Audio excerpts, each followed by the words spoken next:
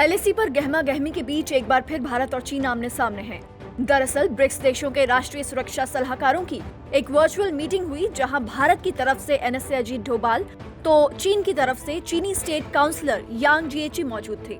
माना ये जा रहा था कि जब दो एनएसए आमने सामने होंगे तो मीटिंग से इतर कोई द्विपक्षीय बातचीत जरूर होगी, लेकिन ऐसा नहीं हुआ। और जब ये सवाल हुआ कि भारत और चीन के एनएसए ने क्यों द्विपक्षीय बातचीत नहीं की, तो इसके जवाब में भारतीय विदेश मंत्रालय के प्रवक्ता ने कहा कि ये वर्चुअल मीटिंग थी और इस फॉर्मेट में द्विपक्षीय बातचीत संभव नहीं है।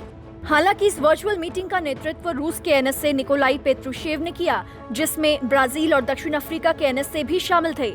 इस मीटिंग का उद्देश्य आतंकरोधी रणनीति का मसौदा तैयार करना था।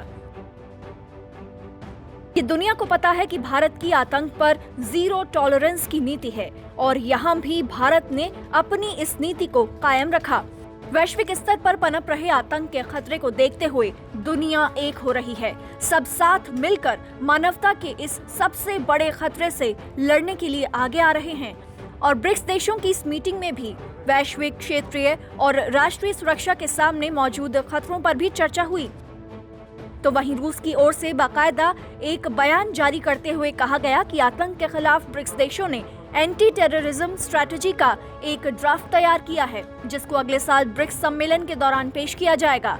उन्होंने आगे ये बताया कि इस ड्राफ्ट की स्ट्रैटेजी में कहा गया है कि कोई भी देश किसी दूसरे देश के आंतरिक मामलों में हस्तक्षेप नहीं कर उसकी संप्रभुता का सम्मान करेगा। साथ ही इस ड्राफ्ट में सुरक्षा मामलों में अंतर्राष्ट्रीय कानूनों के पालन और संयुक्त राष्ट्र की केंद्रीय भूमिका को प्राथमिकता दी गई है। जानकारी के अनुसार भारत की ओर से इस वर्चुअल मीटिंग के सिलसिले में किसी तरह का कोई आधिकारिक बयान जारी नहीं किया गया है।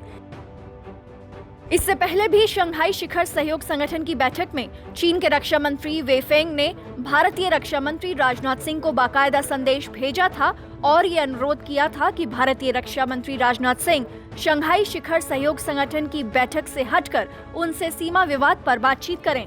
फिलहाल इस वर्चुअल बैठक में वैश्विक और क्षेत्रीय सुरक्षा मुद्दों के साथ ही आतंकवाद और चरमपंथ पर भी बाकायदा चर्चा हुई। सुरक्षा मुद्दों पर चर्चा को और ज्यादा बढ़ाया जा सके, इसके लिए सदस्य देशों की कानून प्रवर्तन एजेंसियों के बीच करीबी कोऑर्डिनेशन पर एक समझौता किया गया।